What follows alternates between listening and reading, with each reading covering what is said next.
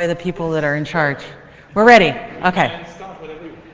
Hi, everybody. My name is Christine Flood. I work for apparently IBM now, but last week it was Red Hat, and my slides are all prepared with Red Hat, so that's what I'm saying. I've been working on Java for a very long time. I was part of the Sun Labs group that did the original exact VM back in the late 90s. I took a brief hiatus to do Fortress, but then I came back to do Java for Red Hat. If you want to talk to me over a beer about why that is, I'm happy to talk about it.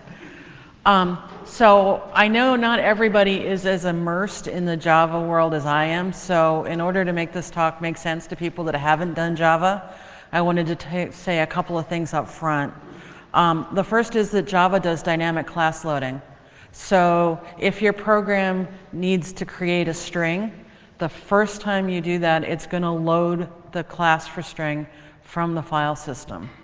And the first time you call, say, string.concat, it's going to interpret that. And after you've called it a certain number of times, it will compile it with a fast but not super optimizing compiler. And once you've called it a certain number of times there, it will call it with the optimizing compiler. And this is important to understand the motivation for why you might want to do checkpointing. So what a checkpoint is you've got your Java virtual machine, and you've loaded all of your classes, and you've run all your methods to warm it up. And you've fully compacted the heap, so you've got everything just where you want it. You can then write that out to disk. This is not object serialization. This is actually just taking memory and writing it all out to disk very quickly. And then you can restore it. And you can restore it multiple times. So this is the best thing since sliced bread for Java. And I'll tell you why. Loading Java classes can be slow. Sometimes when people bring up Java, it can take a long time to get all of that read into memory, all of those classes put where they need to be. And it can even be slow because you're interpreting methods until they've hit a certain threshold. This gets rid of all that. You have a hot JVM that you've just restored the checkpoint. It happens like that. And the other thing that's really cool is that Java footprint can be very large. There's a lot of classes that get loaded for things that you didn't really think you needed. And because of the way the JVM works, it's non-deterministic. So these classes get loaded, but they don't always get loaded in the same place. And the code gets compiled, but it doesn't necessarily get compiled exactly the same every time. And so things are sort of in different places. If you restore a Java virtual machine, all that is in exactly the same place. And the kernel, the Linux kernel underneath it, is smart enough to know that it can share that. So all that stuff you've seen about class data sharing that's very complicated, you get that for free with this. Because all of that code is sitting in memory that's not changing, and the kernel is able to share that for you. And I wasn't sure I believed this, but it's true, and I ran a little sample before I came just to prove it. So here you have 4 JVMs that are loaded from scratch. This is from top. And you can see that the resident size is about 30 megabytes. This is a random number testing program that I have that creates a 6 megabyte array. But on the other hand, if I have 4 JVMs that I've restored from a checkpoint, the first one has about a 30 megabyte footprint, but all the others are about half that with 16 megabytes. So everybody that's concerned about how many JVMs can I shove into a server, I've now cut the space needed by JVMs 2 through N by 50%. Guys, this is a chess timer talk, and I've just said something kind of controversial, so yes, thank you. So the smaller resident set sizes, is it like basically an extended version of class data sharing, or what's the where does the gain come from? I mean, they're separate JVMs after all, right? So you probably can only share read-only data, or something that you believe is, I mean, that's at this point it's read-only. You can then page in the sort of the changes and stuff. But I'm just curious, what's the machinery behind it? Well, so in this particular, I got these numbers last week, so I will admit that one of the things I want to do is go and print out the native memory and figure out where exactly the savings are coming from. I can tell you that 6 megabytes of this is my array that I've created of random numbers that's shared across the applications. A lot of it is the class files are all in the same place. In this particular instance, the code cache, right? Everything was compiled before I saved it, so the code cache is certainly the same across them. But this is all speculation on my part, and I don't really have a complete answer you want. So do you, just again, since we were speculating, do you suspect that in the worst case, if the execution of these JVMs diverges after they've been restored from the checkpoint, would they potentially sort of gain more and more resident set size as basically the data that they're sharing sort of diverges as well? Yes, but the main use case for this is sort of like the function as a service. The fact that you have something that's highly optimized and you want to bring it up quickly, run something and shut it down. And in that case, you're going to be starting at the same point every time. Don't take me wrong, I think it's great, actually. Okay, so I'm honest, right? It's not, I don't actually know, but I suspect, as does Adam, that after a certain amount of time, you will start to diverge because your heaps you'll have the same non-deterministic problem because you're running on different data in the different JVMs. So eventually your heap is going to look, right? You're going to do a garbage collection and they're going to do a garbage collection and you're no longer going to have the same heap. But at least when you start it up, you have a lot of sharing. There are other use cases for this. Oh, we have another question. Yay! Thank you. This heap, class information layout on disk, is this accessible with any reflection tools or any API or? I will show you how this works under the covers in a little bit, but the answer is no. Okay, so there are other uses for checkpointing. If you have a long-running number crunching application, this is where checkpointing is traditionally used, right? So you've got something, and if it fails, you want to be able to restore it at the last good point. So that's here. You can, I just said that. So there are two other use cases. I have spent a lot of my time debugging big apps. So you have programs that run for days and then crash. And you think, oh, darn, if I had just done this one thing.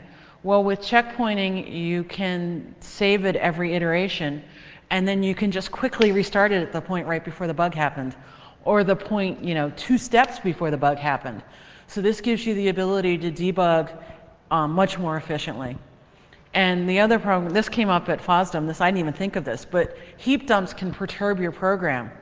So what you can do is you can do checkpointing every iteration, and then you can go back and do a heap dump from the iteration before your bug happened, right? So you're able to get heap dumps without perturbing the program execution. Yes, Bill?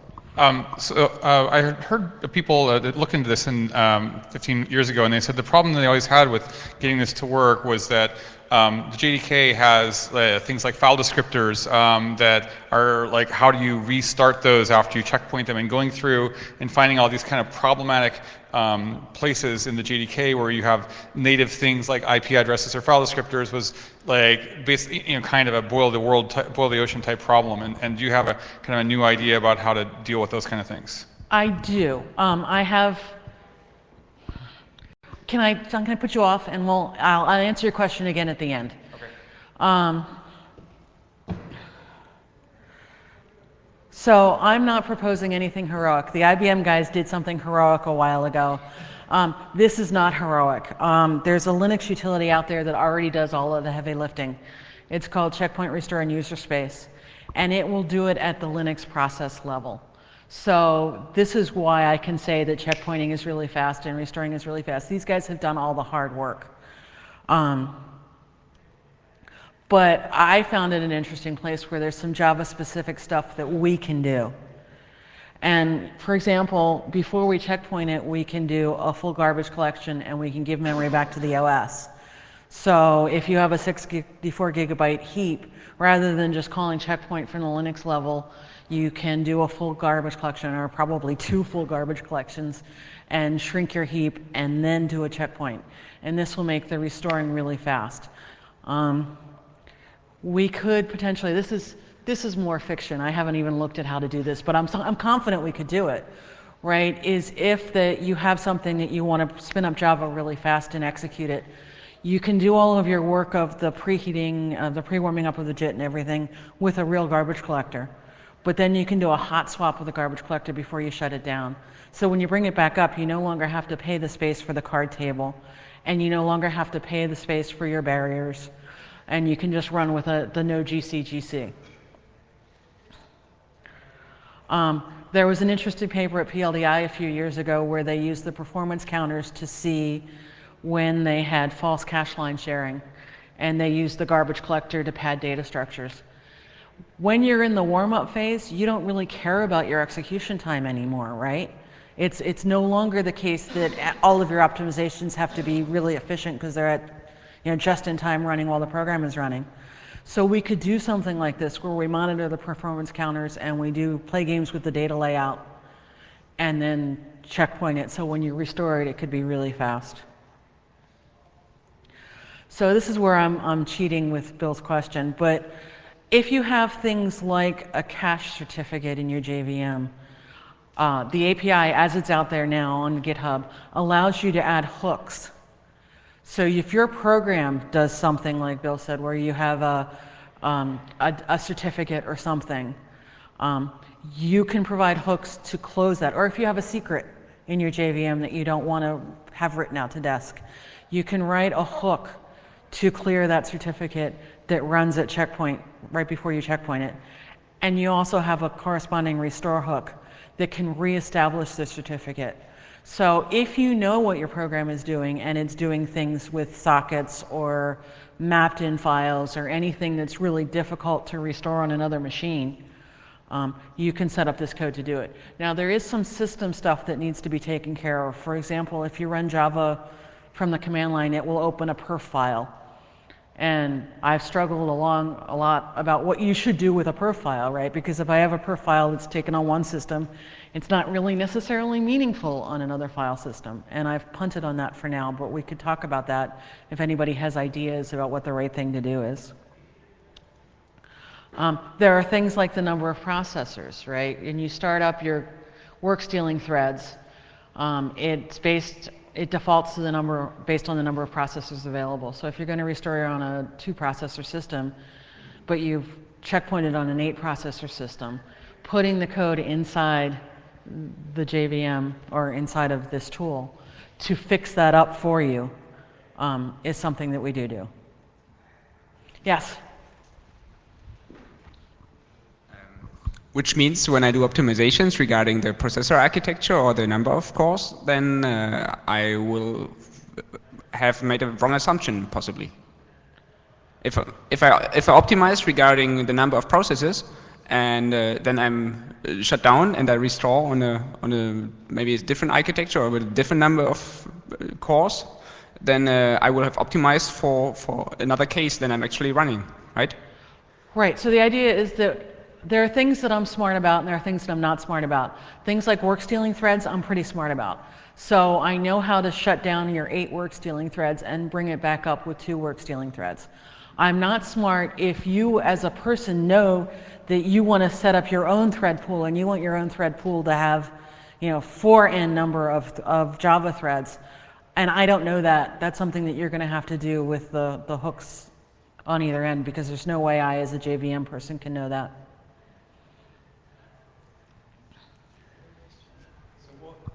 So what about assumptions that have been made by or optimizations that have been made by the C1 and C2 compilers about the architecture that it's running on? Well, if you try and take, something that's been compiled for Intel and restore it on ARch64, it's just going to throw up its hands and say no, right? But there's enough similarity between much of the Intel architectures that in most cases that I've tried, it's just worked.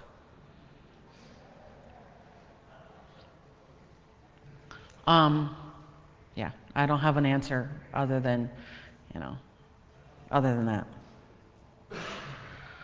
So the other thing you might want to do, and this is the sort of the crux of why I wanted to write a Java API, is because you might want to specify exactly where checkpointing occurs.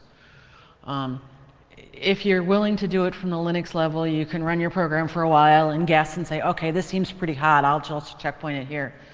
But I think that we as Java programmers want more control in that. We want to be able to, you know, if you have a REPL, you want to load all your stuff in and then be able to checkpoint it. Or if you're running a long-running program, maybe you want to checkpoint it at the end of a loop where you have a sane state.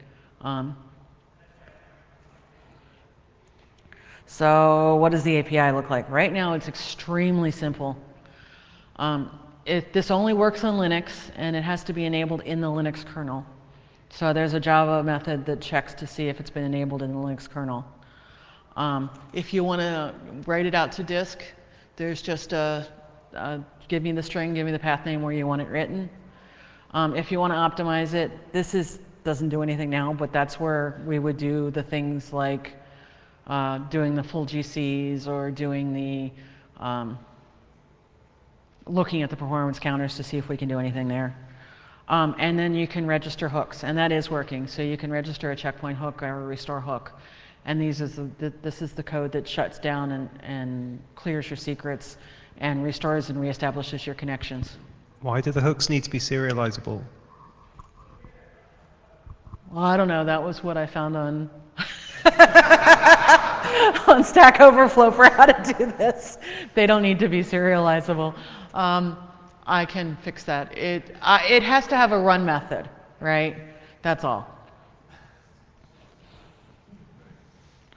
So I was going to go into a little detail about how Creo actually works under the covers, because we don't trust something if we don't know what's going on.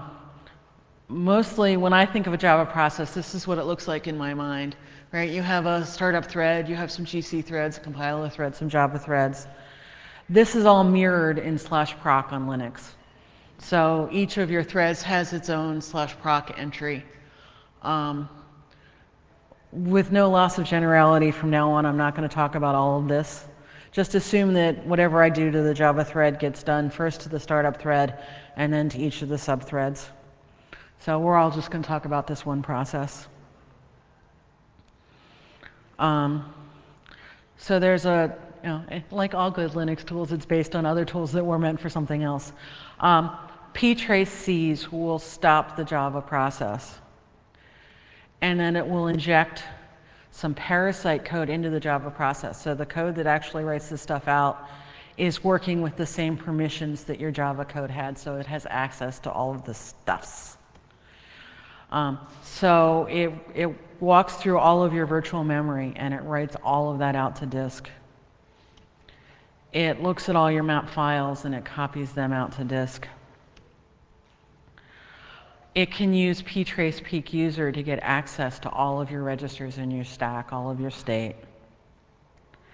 And then it goes through and it nicely cleans up itself so that you can keep this Java process running the same way it was.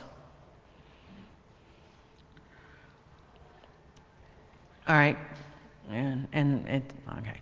So restoring, you start with a Creo process that gets morphed into a Java process. It has to resolve all those shared resources. It has to read in all those image files. What happens if you had a mapped-in file that's not there on the target host? And the answer is that Creo, which is the tool underneath, just throws up its hands and gives up. So if you have a map file that's on one system that you want to have on the restore, you have to handle that yourself in the hooks. So make sure that before you call the restore code, that file is recreated where you want it. The other thing that's kind of odd is that it has to be restored because of the way the structures work underneath the covers. All of the threads have to be restored with the same PIDs they had on the original case. But there's some cool things you can do with PID management. I don't actually understand completely how this works. All I know is that it enabled me to have the PIDs in the same place for my 4 copies of my JVM. So there is code out there to do PID management to allow you to run multiple things at the same virtual PID, even though underneath they have their real unique PIDs. And the Creo finishes and the Java process runs. So I am, you guys have 14 minutes left and I have 5 minutes left, so we have lots of time for questions. I have a very rudimentary code for this out there on GitHub that you can play with. Please do. Please try it. Please let me know if it works for you, if it doesn't work for you. If you have problems, I want to know. And feel free to send me email. I'm happy to talk to people about this stuff. Are there any other questions, or am I just way early?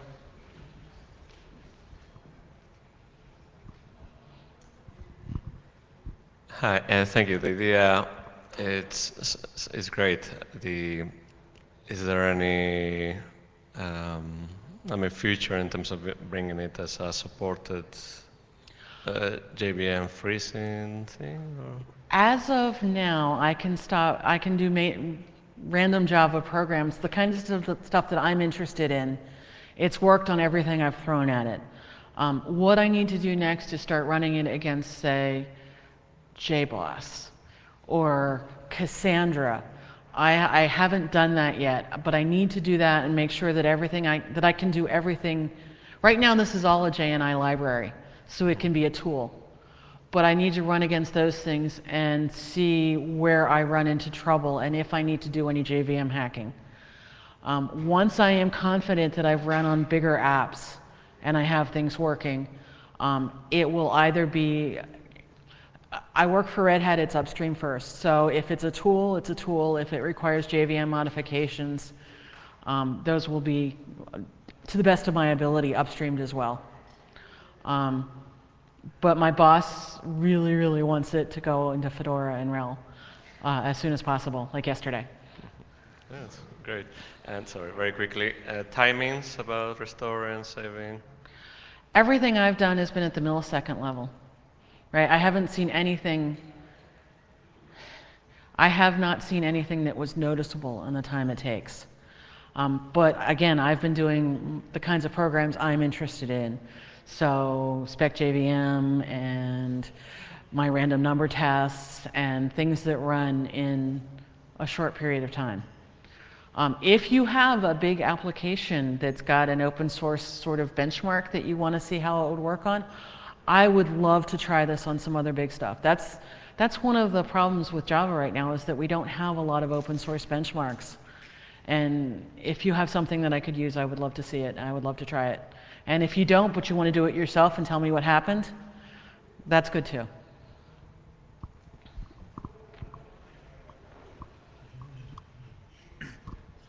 I wonder how to warm up. We somehow need to guess what kind of things will be called and which object's going to end up where, right? That's sort of the idea, is that you have some, you need to have an idea of what's going to get called. And it's possible that you don't have the right stuff warmed up.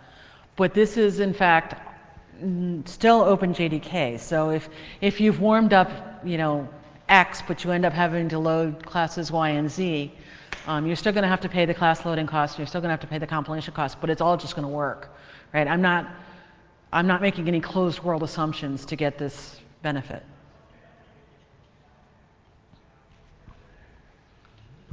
Hi, thank you. So you mentioned the serverless use case. So I was wondering if I'm checkpointing an application that I'm running on a cluster, and can I then restore the same checkpointed application on a different machine in the same cluster on a different? Okay, I have not done that yet.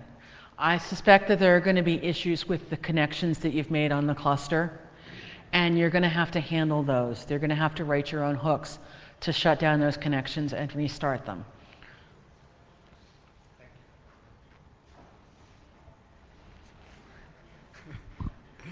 Thank you, by the way. If I may ask another question. as a small talker, to my mind there comes another use case for this, which is, as a small talker, we really enjoy that the runtime and the development time environments are sort of the same thing. So we usually do exactly this, store the whole image to disk and reload it. And there are objects that are coming from the 80s that live in this thing still. So if we would build an IDE in Java that does not save to space, but just compiles it and somehow runs it, we could build the same lovely live and explorable sort of image-based development environment also on Java. Would be interesting. Okay, so I'm an old Lisp hacker. I started my career at Symbolics way back in the day, and save world, right? That's what I want.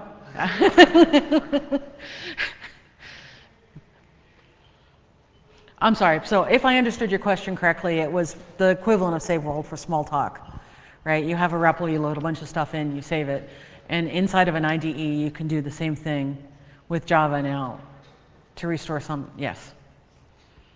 So since we are dreaming, maybe another question, direction JBoss. So assume we have JBoss running with gigabytes of heap and hundreds of threads serving some web application. Could something like an integration with Shenandoah make it possible that we still keep the millisecond pause times for snapshotting? I did not understand. I'm sorry, I'm trying very hard. So the scenario is running a Java application server with hundreds of clients, hundreds of threads, gigabytes of heap. Could the snapshotting be integrated with something like Shenandoah to have milliseconds pause times for snapshotting? I have not done gigabytes of heap for this, but Shenandoah, I'm happy to answer Shenandoah questions if we're out of this kind of question, by the way. Shenandoah is just another garbage collector, and it would just work with checkpointing, just like everything else. If you wanted to have some way of hooking into, okay, I have two ways this question could have gone, and I'm not sure what you're asking. Are you asking for some sort of